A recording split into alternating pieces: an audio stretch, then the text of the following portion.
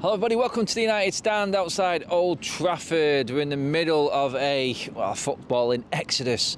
So we want to talk about what's actually happening at United. What's been said before, what's actually happening. Has anything changed and implements that have been put in?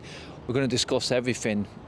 Today I want to talk about Gary Neville's quotes earlier on in the season and whether or not they're coming to fruition at all. Gary Neville made some very interesting quotes and I was in total agreement with what Neville broke down, and that being the fact that he said he needs to tear up the team sheet, he needs to tear up the defence, he needs to rip up everything that Ole Gunnar Solskjaer put in place. He needs to have that stern hand, the Ten Hag way as such, because going off what last season was, and it was Ralph Rangnick who said it as well, this team needs open heart surgery. Have we had it? This is what I want to get and get you guys involved in as well in the comment section, because some people believe that we have changed a lot, some people not necessarily. But then are we just arguing against what good Ten Hag has done and what he's improved that was already there from last season, instead of breaking up everything, instead of dissecting the team? That's what I want to get your comments on. Where are you at? It is a balancing act that he's doing right now. Partly, yes, he's done it, partly no. But has Ten Hag actually got rid of any players at all in this? Because let's be honest, the contracts we're ending for Matic, Lingard, Mata, Paul Pogba, Matic, I think I said Matic twice there, I did, didn't I? Yeah, anyway, Matic is that big. He's not a bad looking guy either, is he? But you know where we're going. If you know, you know. But in terms of the players that were already out the door by the time Ten Hag had come in, he knew they were gone. So really, you can't really say that he got rid of them. Dean Henderson, if you listen to his video, didn't even give Ten Hag a chance to look at him because he was so good and didn't want him keeping him around at United. He wanted to get game time and get in the England squad. He's doing well at Forest now and everything looks all rosy there. But you could say there's, 6 players there already that Ten Hag didn't have anything to do with in terms of getting rid of. The ones you would say Ten Hag has actually dealt with or has made a decision on are the likes of Jimmy Garner. I think that's probably one you could say. You could also say the likes of Andres Pereira, although we'd never seen him play, but he wasn't in the mood for keeping Pereira in the team or anywhere around the squad. He let him go to Fulham. That's basically it. In terms of substantial outgoings from Ten Hag, he hasn't done much.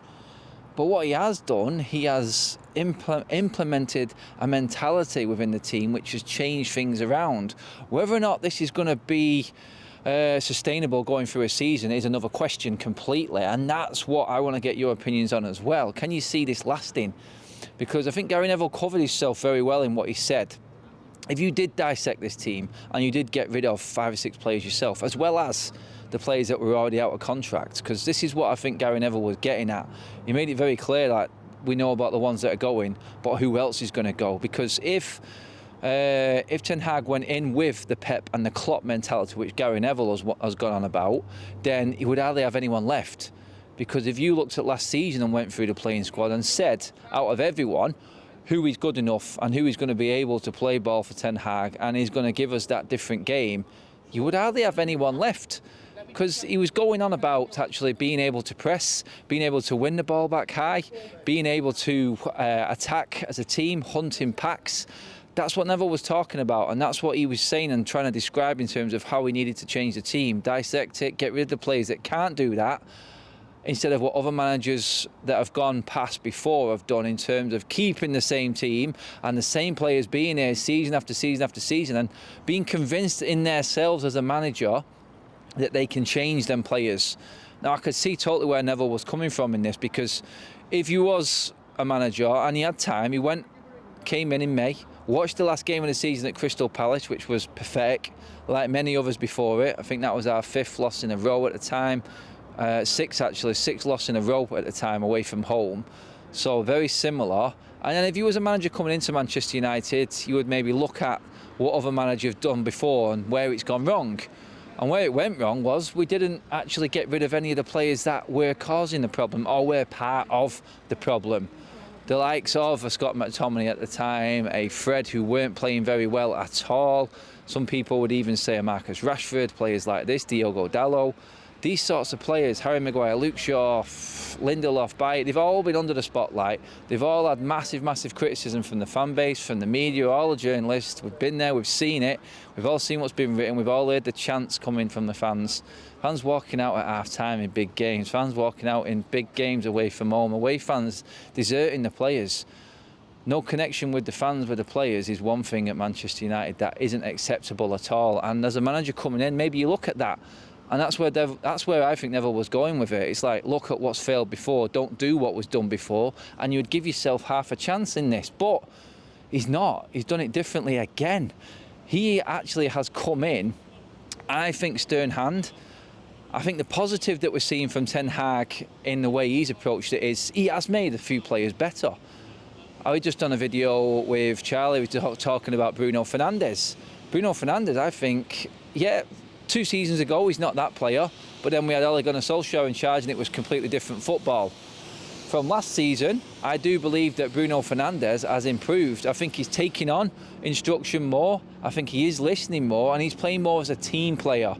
It's no surprise that Ten Hag has made him captain, and I agree with that decision for his work rate and his enthusiasm, his energy and just his mentality of wanting to win all the time by any cost. I think is why he's got that. He can be a role model to younger players coming through into this team, I think, and it is going to be a young team. So that's a positive that I can see. Scott McTominay, Diogo Dalot. I'm looking at players like that last season no one would give the time of day. You look at what he has done in terms of the Neville side of things as well. It's like dissect it. Yeah, you can't get rid of them, but they're not in the team. Harry Maguire's been dropped. We're not seeing Lindelof yet.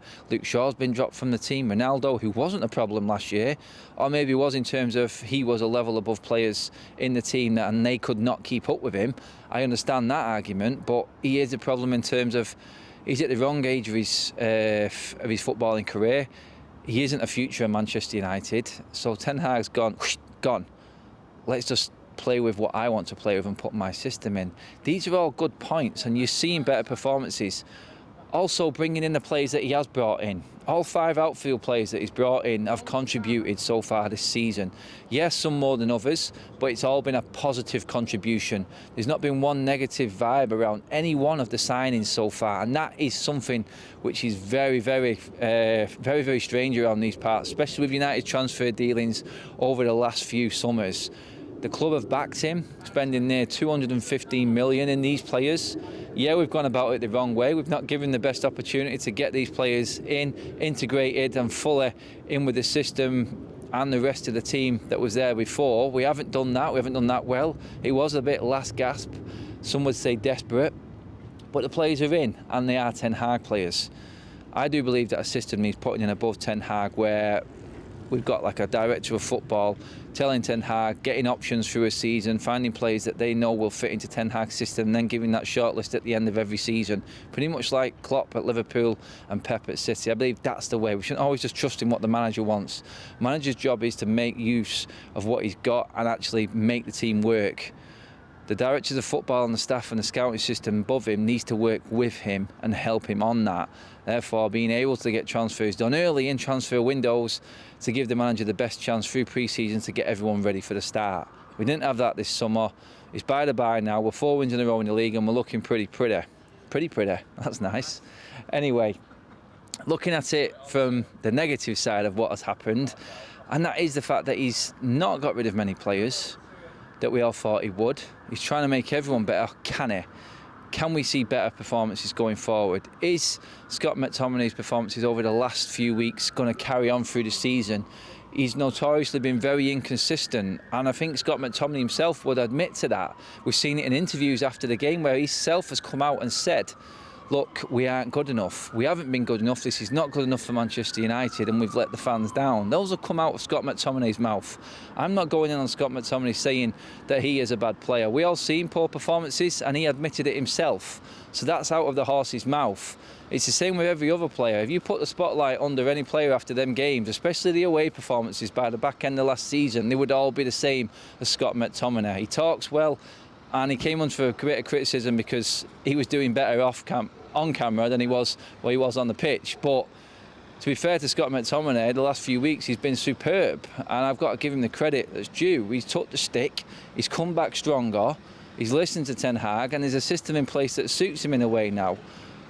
Casemiro coming in has definitely given him a kick up the arse, because if he drops out of form, we've got the ready-made replacement there who isn't going to be moved. I do believe that as soon as Casemiro gets in, he's going to take that spot, and Scott McTominay has upped his game. Can he keep it going? That's another question. Like what Neville was saying, is this sustainable, what Ten Hag has done at the start? Could he have done more? The other negative is it's like all these players in now. Now we're seeing the likes of a Phil Jones, a Brandon Williams, who've been kicked out of the changing room at Carrington. The squad depth is great, but squad depth with players that are a problem or players that aren't happy as such is more of an issue going round. Can you segregate players at training? Is it worth actually putting a first team together and then sort of a fringe team together? I don't think it's good for unity, and the way Ten Hag plays, he's going to need every man in this squad to play for him, because we're not all going to be able to keep up with Ten Hag pace. We've seen it in games where players are on their ass and they're struggling. They're blowing after 70 minutes because it's a lot more work that they're having to put in, and as good as it is, we're not used to it yet. It's going to take a lot more getting used to from the players. And like I said, that will take time. And he's going to need the rest of the squad. Not having room for certain players to put a hanger up in a changing room is a bit of a problem for me. And again, that brings in Neville's comments. It's like dissecting the squad.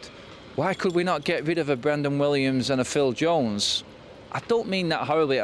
Getting rid of isn't the right word.